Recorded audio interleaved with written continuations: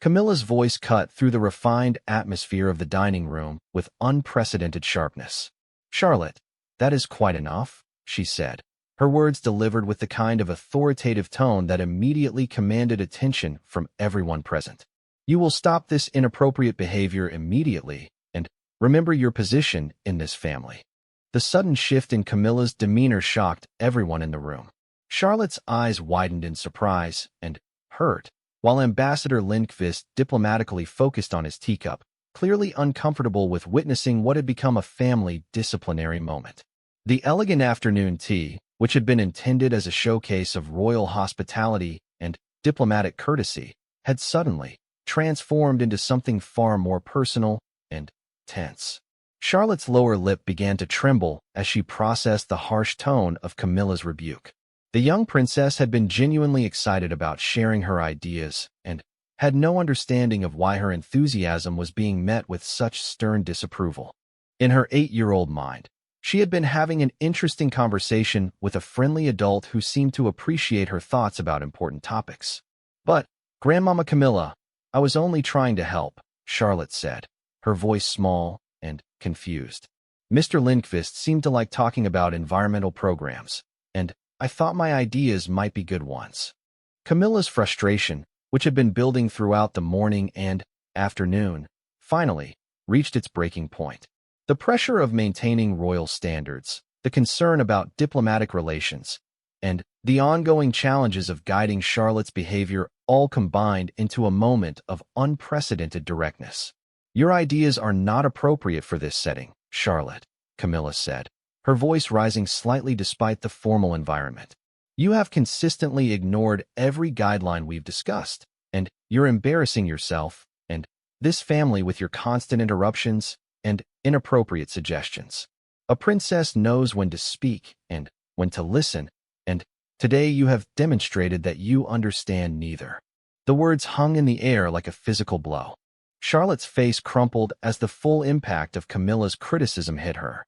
Tears began to form in her eyes, but she struggled to maintain some semblance of composure in front of their distinguished guest. The child's confusion was palpable as she tried to understand how her genuine enthusiasm had been so completely misinterpreted. Ambassador Lindqvist, recognizing that the situation had moved far beyond normal diplomatic boundaries, quietly cleared his throat and began to rise from his chair. "Your Majesty, perhaps I should," he began, clearly intending to excuse himself from what had become an intensely personal family moment. But before he could complete his diplomatic withdrawal, something unexpected happened. Palace Guard Captain James Morrison, who had been stationed discreetly near the dining room entrance as part of standard security protocol, stepped forward with a grave expression on his weathered face. Captain Morrison was a veteran of 25 years of royal service, a man who had witnessed countless royal interactions and understood better than most the delicate balance between personal relationships and public duty within the royal family. His loyalty to the crown was absolute, but his dedication extended beyond mere protocol to a genuine care for the human beings he had served and protected for more than 2 decades. "Your Majesty," Captain Morrison said, his voice respectful but carrying an unmistakable note of authority that came from years of experience and absolute integrity. "If I may speak." Camilla turned toward the guard captain, surprised by this unprecedented interruption. In all her years as a member of the royal family, she had never experienced a situation where palace security personnel had intervened in family matters. The breach of protocol was so unusual that it momentarily overshadowed even the tension of the confrontation with Charlotte. "Captain Morrison, this is not an appropriate time for," Camilla began. But the guard captain's steady gaze and respectful but determined posture indicated that he felt compelled to speak regardless of conventional boundaries. "With profound respect, Your Majesty," Captain Morrison continued, his voice calm but firm, "I have had the privilege of observing Princess Charlotte throughout many official engagements over the past several years. What I witnessed here today was not inappropriate behavior, but rather a young person demonstrating exactly the qualities that make the royal family relevant and beloved by the British people." The room fell into complete silence as everyone processed this extraordinary intervention. Ambassador Lindqvist remained frozen in his half-standing position, caught between diplomatic propriety and human curiosity about this unprecedented breach of royal protocol. Charlotte looked up through her tears, surprised to find an unexpected defender in the serious palace guard she had known throughout her childhood. Captain Morrison's weathered face reflected years of witnessing royal service at its finest and most challenging moments. His next words carried the weight of his extensive experience and his deep understanding of the monarchy's true purpose and values. Princess Charlotte demonstrated genuine interest in meaningful topics, asked thoughtful questions, and showed authentic care for environmental issues and international cooperation. He continued, his gaze moving between Camilla and Charlotte. These are precisely the qualities that will make her an effective royal representative in the years to come. Her enthusiasm and sincerity today honored both her family and our nation. The impact of these words was immediate and profound. Camilla felt as though she had been struck by lightning as she suddenly saw the afternoon's events from a completely different perspective. Captain Morrison's assessment forced her to reconsider not just Charlotte's behavior, but her own reaction to it. Charlotte, meanwhile, looked up at Captain Morrison with wonder and gratitude.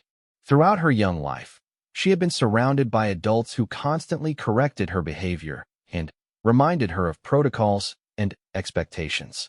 To have someone acknowledge and validate her genuine intentions felt like a revelation. Ambassador Lindqvist, recognizing that this moment represented something far more significant than a simple family disagreement, slowly settled back into his chair. His diplomatic instincts told him that he was witnessing something important about the royal family's internal dynamics and their approach to preparing the next generation for public service. Captain Morrison was not finished.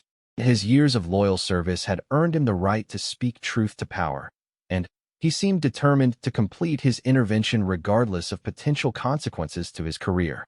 Your Majesty, he addressed Camilla directly. Princess Charlotte's questions about Swedish environmental programs showed genuine intellectual curiosity. Her ideas about international cooperation, while informal, reflected sophisticated thinking about global challenges. Her suggestion about making royal events more environmentally conscious demonstrated exactly the kind of forward-thinking approach that will help the monarchy remain relevant in the modern world. Each of Captain Morrison's observations struck home with devastating accuracy. Camilla began to realize that her frustration with Charlotte's departure from protocol had blinded her to the substance and quality of the child's contributions to the conversation. The guard captain was highlighting aspects of Charlotte's behavior that she had completely overlooked in her focus on formal compliance. And, most importantly, Captain Morrison concluded, his voice softening slightly as he looked at Charlotte's tear-stained face. Princess Charlotte showed genuine kindness and interest in our guest's well-being. She asked about his journey, his family, and his comfort. These expressions of human concern represent the very best of what royal service should embody.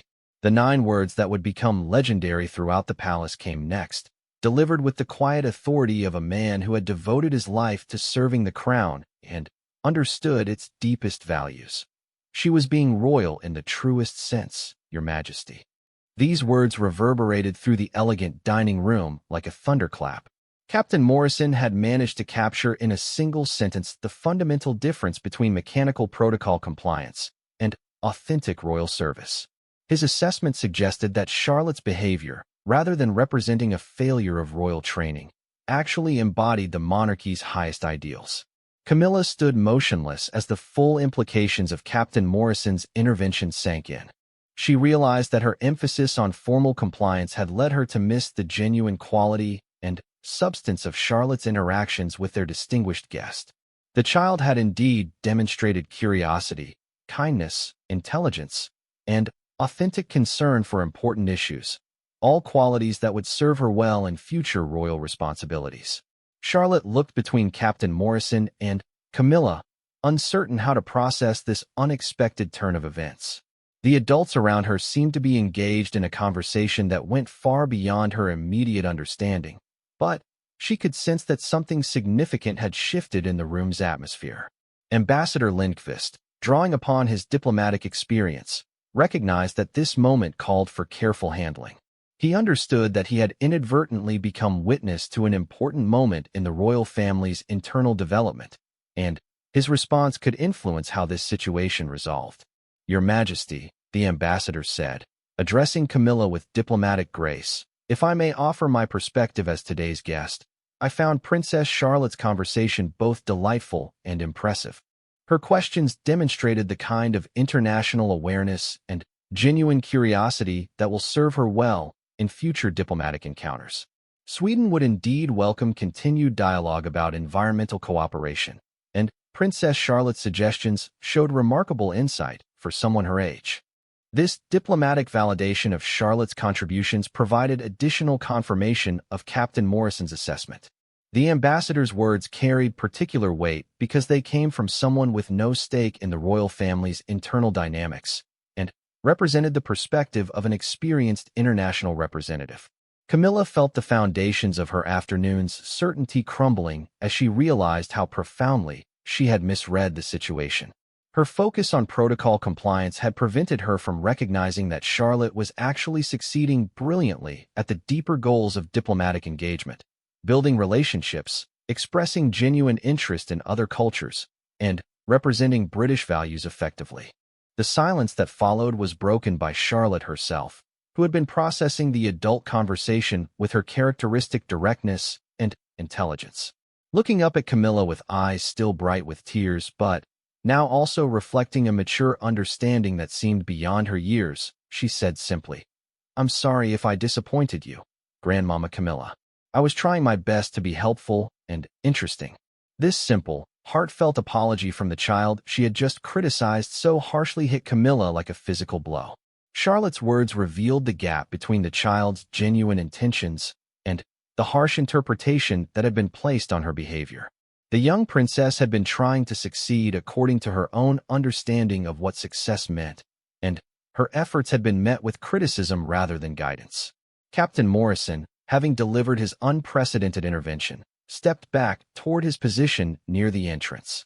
His duty as he understood it had been fulfilled, regardless of potential consequences to his career. He had witnessed something that contradicted his deep understanding of royal values, and his loyalty to the crown had compelled him to speak. Ambassador Lindqvist rose from his chair once again, this time with clear intention to allow the royal family privacy to process what had occurred. "Your Majesty, Princess Charlotte, I want to thank you both for a truly memorable afternoon.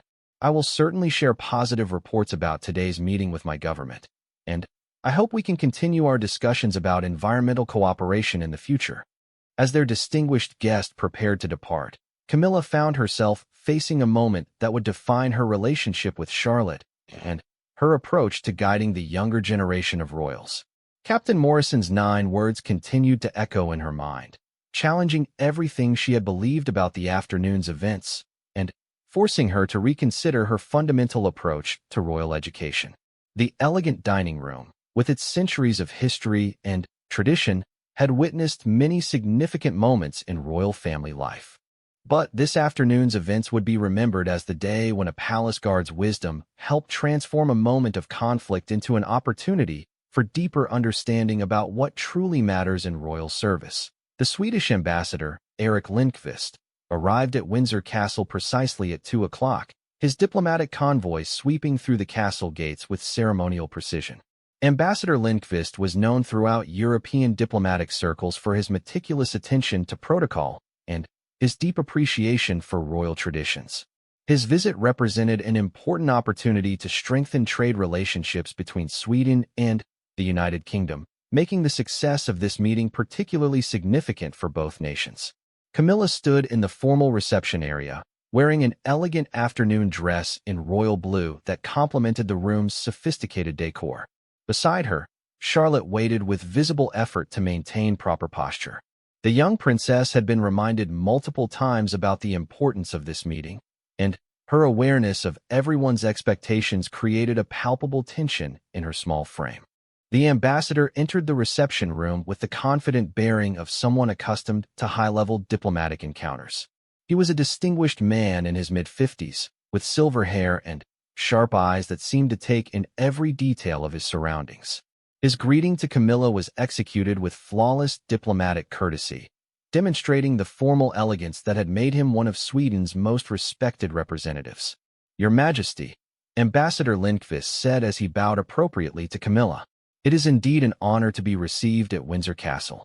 Sweden values deeply the friendship between our nations, and I bring warm greetings from their Majesties the King and Queen of Sweden." Camilla responded with equal formality, welcoming the ambassador and expressing appreciation for the strong diplomatic ties between their countries. The exchange proceeded exactly as protocol dictated, with each phrase carefully chosen to convey respect and goodwill. Charlotte watched this interaction with intense attention, observing how the adults navigated the complex language of diplomacy. When Camilla turned to introduce Charlotte, the young princess stepped forward and executed her curtsy with reasonable accuracy. However, instead of offering the expected formal greeting that had been rehearsed that morning, Charlotte looked directly at the ambassador and said, "Good afternoon, Mr. Lindqvist. I hope you had a pleasant journey to England. Have you ever visited Windsor Castle before?" The ambassador appeared momentarily surprised by Charlotte's direct approach, but he quickly recovered and responded with genuine warmth. "Good afternoon, Your Royal Highness. Yes, my journey was quite comfortable. Thank you for asking. This is actually my third visit to Windsor Castle, and I am continually impressed by its magnificent history and beautiful grounds." Charlotte's face brightened at this response, and she immediately launched into an enthusiastic description of her favorite parts of the castle, completely abandoning the carefully scripted conversation topics that had been prepared for the meeting. "Oh, you must see the Round Tower if you haven't already. And the St. George's Chapel is absolutely beautiful, especially when the light comes through the stained glass windows in the afternoon." Camilla felt her chest tighten as she watched Charlotte's spontaneous deviation from protocol. While the child's enthusiasm was genuine and charming, this kind of unstructured conversation was exactly what the palace staff had worked so hard to prevent. The ambassador seemed genuinely engaged by Charlotte's natural curiosity, but Camilla knew that diplomatic meetings required more formal structure to accomplish their intended purposes. The group moved to the formal dining room, where an elegant afternoon tea service had been prepared. The table was set with the finest royal collection china, featuring delicate patterns that had been used for diplomatic entertaining for over a century. Silver-tiered stands displayed an assortment of traditional British tea service items, from cucumber sandwiches to freshly baked scones with clotted cream and jam.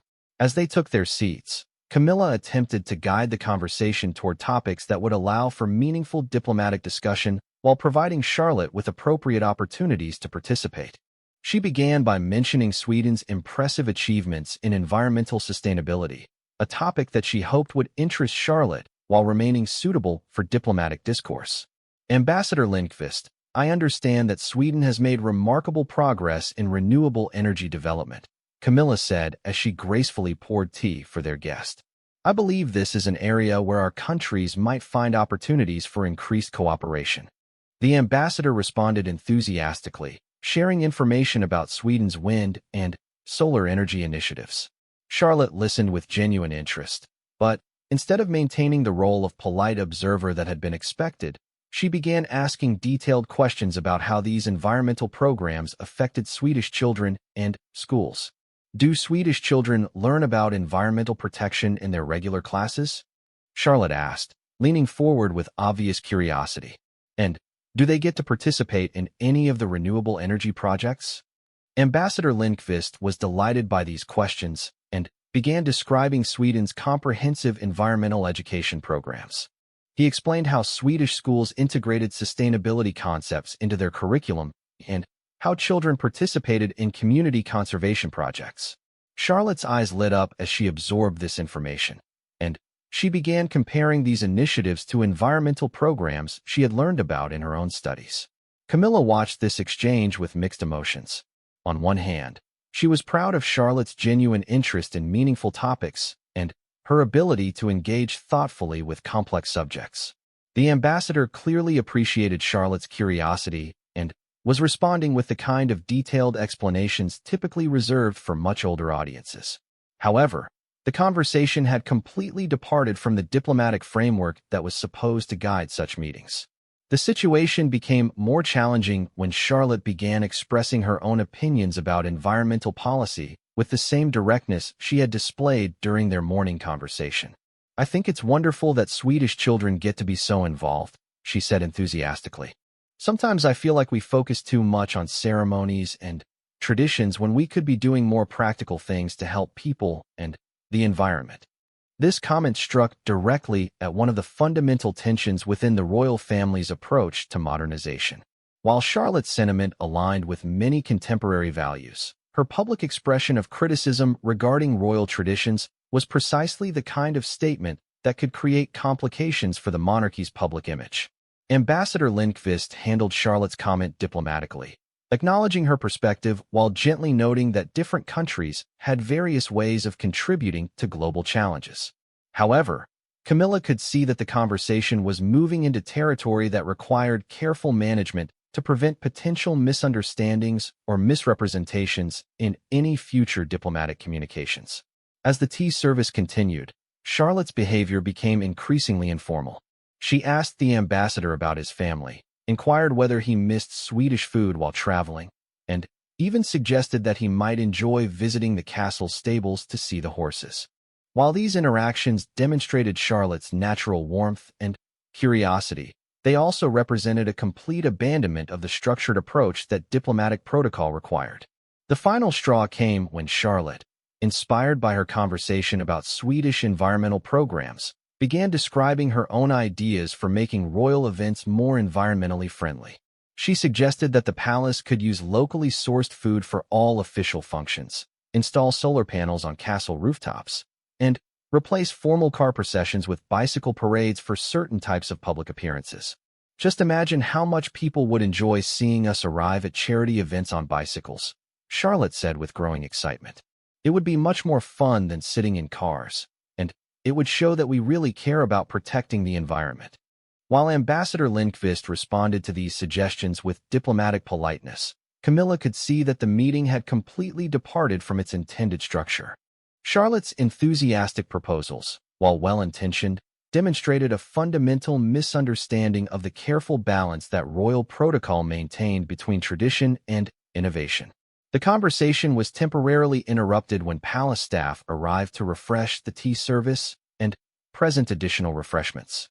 During this brief interlude, Camilla attempted to redirect the discussion toward more appropriate diplomatic topics, but Charlotte continued to pursue her own conversational interests with determined enthusiasm. "Ambassador Lindqvist, do you think Swedish people would be interested in visiting England to see our environmental programs too?" Charlotte asked as soon as the staff had withdrawn.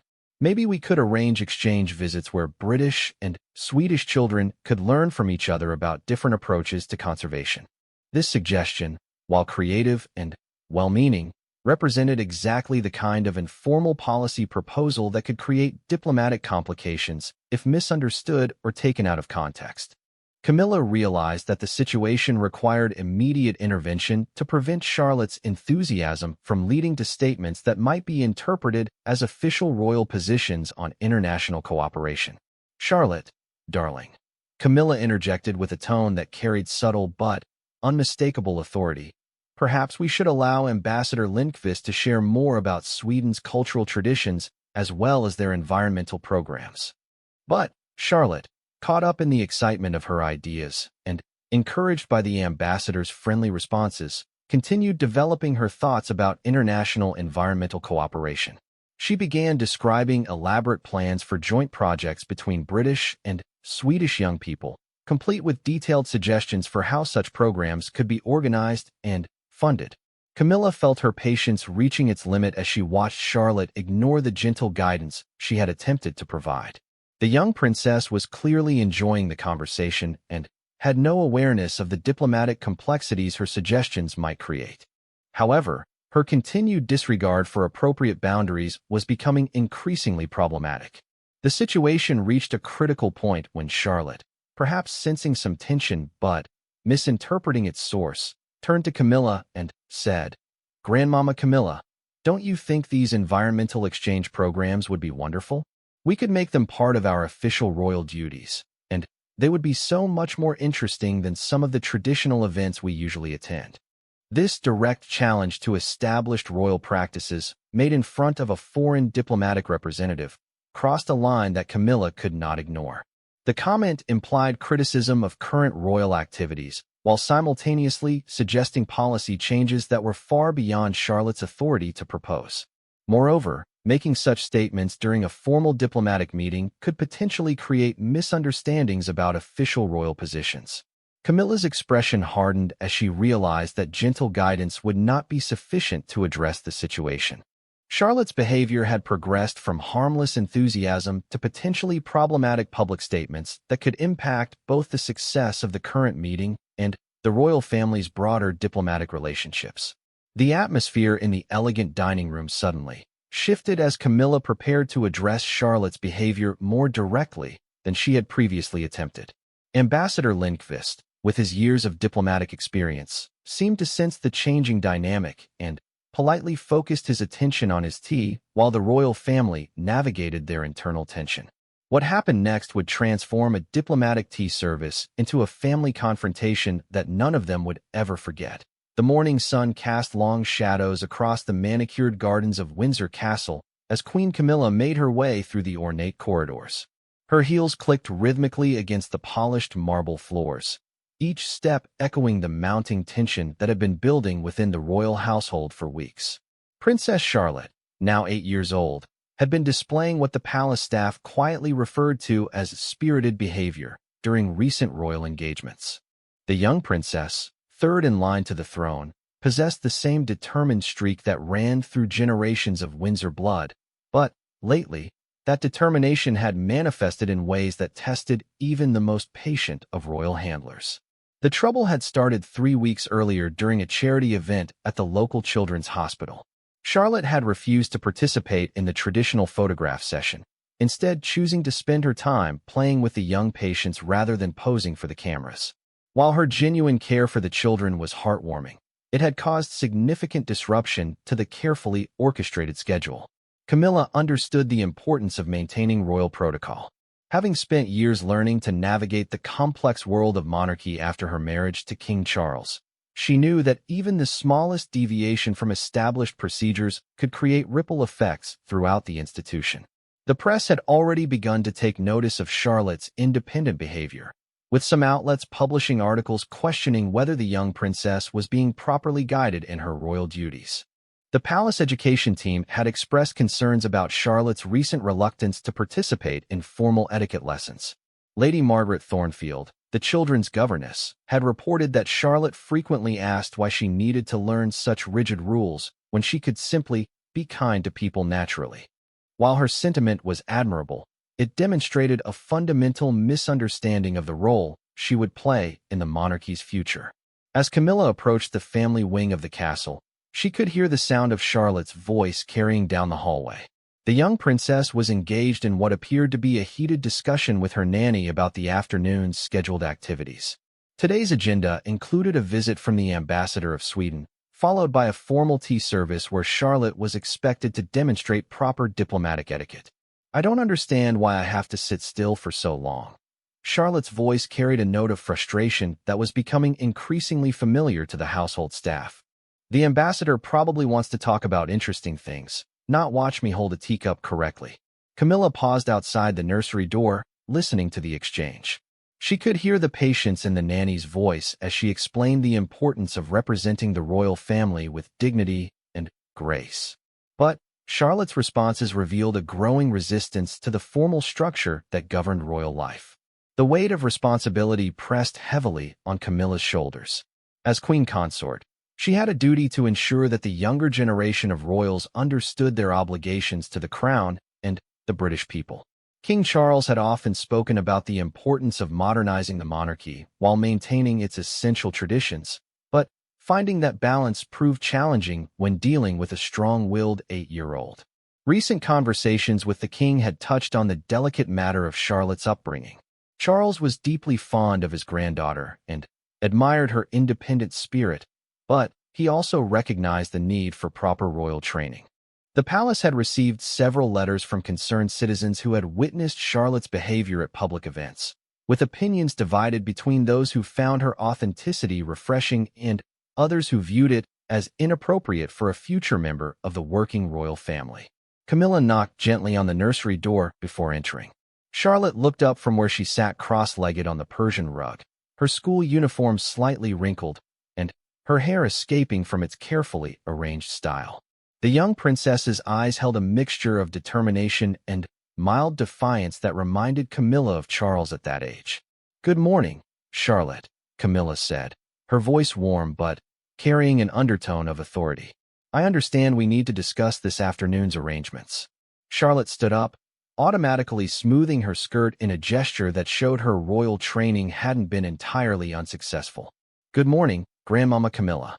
I was just explaining to Miss Sarah that I think the ambassador might prefer a more natural conversation rather than formal protocols." The nanny, Miss Sarah, offered Camilla a meaningful look that conveyed the morning's struggles without words. She had been Charlotte's primary caregiver for 3 years and had developed both deep affection for the child and profound respect for the challenges of raising a royal heir in the modern world. Camilla settled into one of the comfortable chairs arranged near the tall windows overlooking the castle grounds. The sunlight streaming through the glass created a peaceful atmosphere that contrasted with the underlying tension in the room. She gestured for Charlotte to join her, and the young princess moved with the natural grace that came from years of deportment training. "Charlotte, my dear, I want you to understand something very important," Camilla began, choosing her words carefully. "Being a member of the royal family means we have responsibilities that go beyond our personal preferences.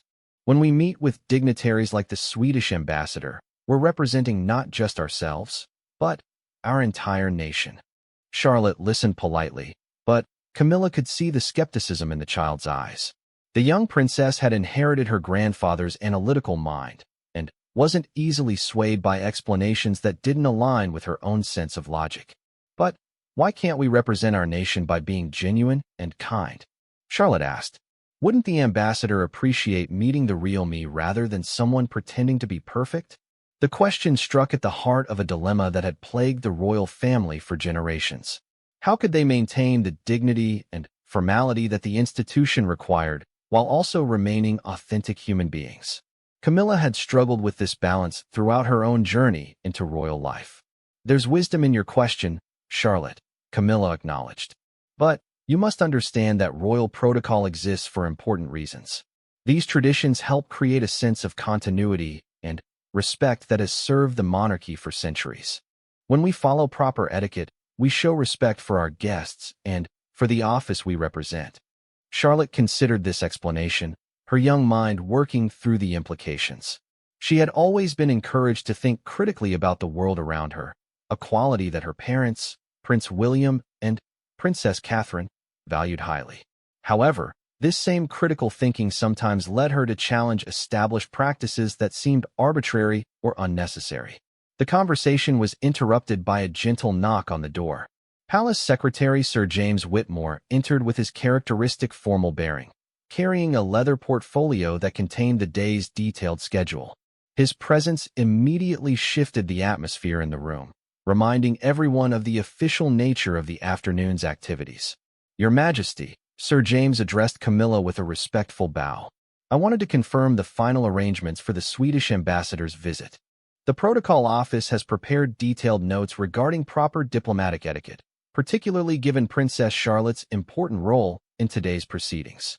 Camilla nodded, aware that Sir James's emphasis on proper diplomatic etiquette was a diplomatic way of expressing concern about Charlotte's recent behavior.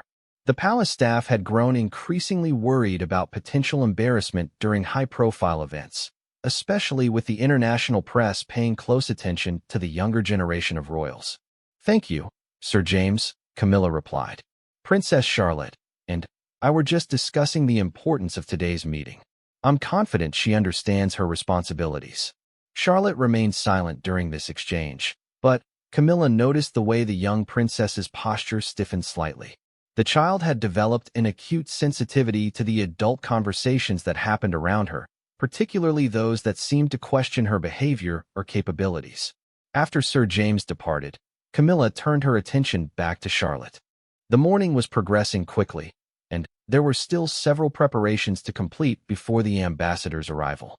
The palace hairdresser was scheduled to ensure Charlotte's appearance met royal standards, followed by a final review of proper greeting protocols. "Charlotte, I want you to know that I understand your feelings," Camilla said gently. "When I first joined this family, I also struggled with some of the formal requirements. It felt artificial at times, as if I was playing a role rather than being myself." This admission captured Charlotte's attention in a way that the previous explanations had not.